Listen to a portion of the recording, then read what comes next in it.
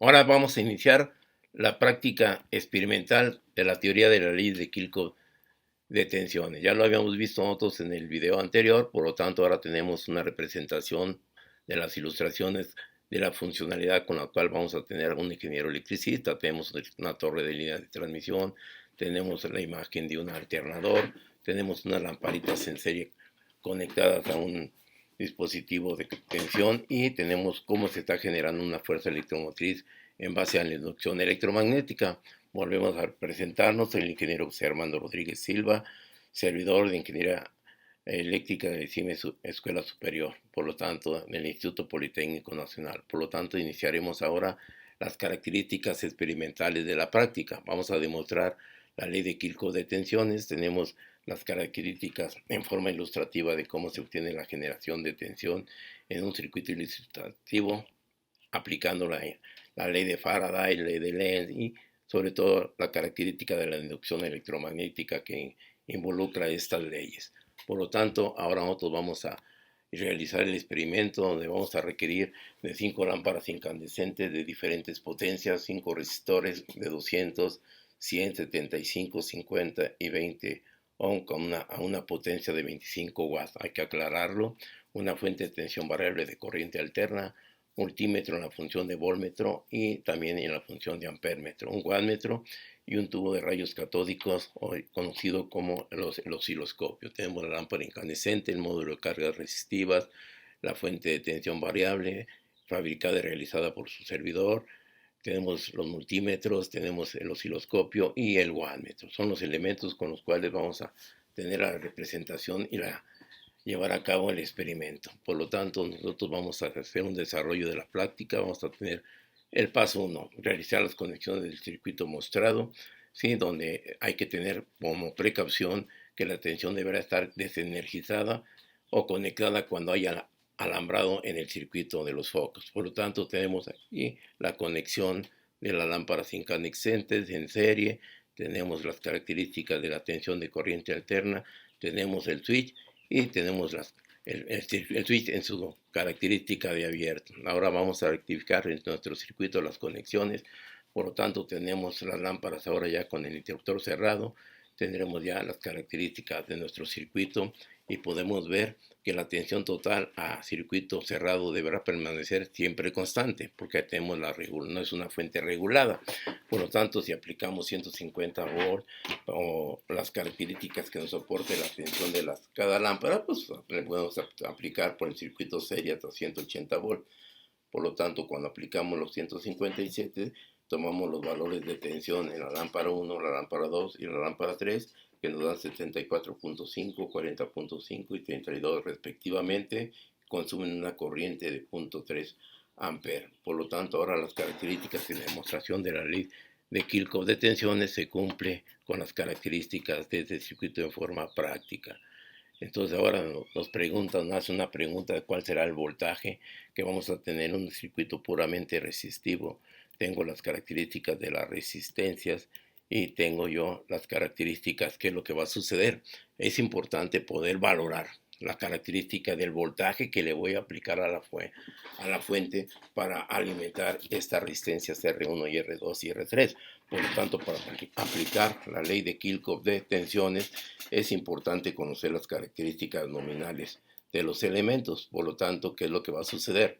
Tenemos la resistencia de 200 ohms a 25 watts, por lo tanto, la característica de tensión aplicando la ley de Watt va a ser que soporta 70.7 volts y consume una corriente de 0.353 y así sucesivamente las resistencias que tendremos en el circuito. Por tanto, vamos a aplicar R1 y R2 y R3, pero tomamos las demás resistencias del módulo, el protoarmando, para poder ver las características de tensión que deben soportar.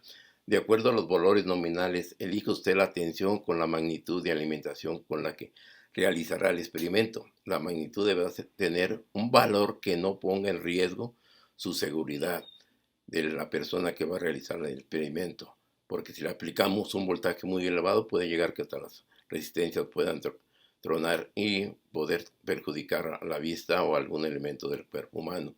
Que los elementos no sufran sobrecorrientes, la magnitud se aproxime a los valores nominales. Por lo tanto, ¿Cuáles serán las características de tensión? Tengo 30 volt, tengo 60 volt, tengo también la característica de tensión, sería de 140 volt, lo que le aplicaríamos a nuestro circuito. Por lo tanto, ya con estas condiciones del voltaje que le podemos aplicar, vamos a observar nosotros que considerando que la tensión de la fuente sea de 100 volt, ya que la ley de Kirchhoff de tensiones menciona la suma de las características, tenemos ahora este circuito en el cual estamos nosotros poniendo en cortocircuito la resistencia R2. Ahora, por lo tanto, tendremos nosotros que las características de tensión y de corriente en cada elemento, así como la corriente total que demanda el circuito a esa tensión, hacemos los cálculos teóricos de acuerdo a las características de resistencia, solución, aplicamos que la resistencia total es la suma de las resistencias en cada uno de los elementos y nos va a dar una resistencia de 375 ohms y la corriente a determinar es 0.373 y las características de caída de tensión en cada elemento es la denotada por las características de la ley de Ohm y por lo tanto se cumple la ley de Kirchhoff de tensiones. Ahora pues, si se colocara un conductor entre las terminales de R2, o sea, ponerla en cortocircuito, ¿qué sucederá con el voltaje B1 o con el elemento de resistencia B2? ¿Cuál será ahora la corriente total, así como las tensiones en las otras dos resistencias? ¿Y qué se provocará en el circuito? Por tanto, la tensión en R2 será cero porque de acuerdo a la ley de Ohm, la resistencia del puente es cero y por tal razón tenemos aplicando la ley de Ohm, que el voltaje ahí está teóricamente y prácticamente lo vamos a realizar, las condiciones de cada uno de los elementos y por lo tanto como la resistencia del circuito en cortocircuito va a ser menor, por lo tanto tenemos que la corriente también se va a hacer mayor, lo cual va a provocar que la resistencia en R1 que estamos considerando una resistencia del valor de 200 ohms, por lo tanto, de acuerdo a la tabla anterior, se nos va a sobrecalentar, que se puede llegar a quemar. Y aquí estamos viendo las características también del circuito. Ahora vamos a hacer una evaluación diagnóstica donde tenemos un circuito, el circuito 1, el circuito abierto, donde podemos ver que las lámparas están apagadas, cerramos en el circuito 2, cerramos el interruptor y tenemos que ya la lámpara está encendida. Ahora nos dice que registre los valores de tensión aplicado como la corriente total, como la tensión y corriente en cada uno de los elementos del circuito. Por lo tanto, haciendo esta condición, vamos a tenerlo desde el punto de vista de experimental, qué sucederá con los elementos y tenemos ahora las características prácticas experimentales de un circuito en el cual qué es lo que si se retirara la lámpara, o sea, que se pone en circuito abierto la lámpara 4, ¿qué es lo que va a suceder con el circuito? Primeramente, ¿qué es lo que pasa? Pues se comporta como un circuito abierto y ya, ¿qué es lo que pasará con la corriente? Segundo, ¿qué se manifestará en el circuito? Pues que se va a manifestar en el circuito que las características va a estar abierto y todo va a estar fuera de servicio. ¿Cuál será la tensión entre los extremos de la lámpara L4? ¿Cuál será la tensión de circuito abierto? Por lo tanto, vamos a observar que la tensión del circuito abierto va a ser igual a la tensión de la fuente de alimentación. ¿Sí? Entonces, aquí tenemos ya las características, otras condiciones, qué es lo que sucederá cuando se cortocircuitea ante la línea achurada de color morado, ¿sí? Y también qué es lo que va a pasar ahí con un corto. Por lo tanto, las respuestas las tendremos en la siguiente diapositiva. Si se pone en cortocircuito la entrada, ¿qué es lo que va a suceder? Segundo, ¿cuál es el valor en R3? Pues nos va a dar un valor de 0 volt. Tercero, ¿cuál será la tensión entre los extremos de la lámpara? Pues va a ser la tensión aplicada, como yo mencioné, de 180 volts. Ahora vamos a ver las características de potencia. Vamos a ver las características de un wattmetro en el cual vamos a conectar el circuito 2.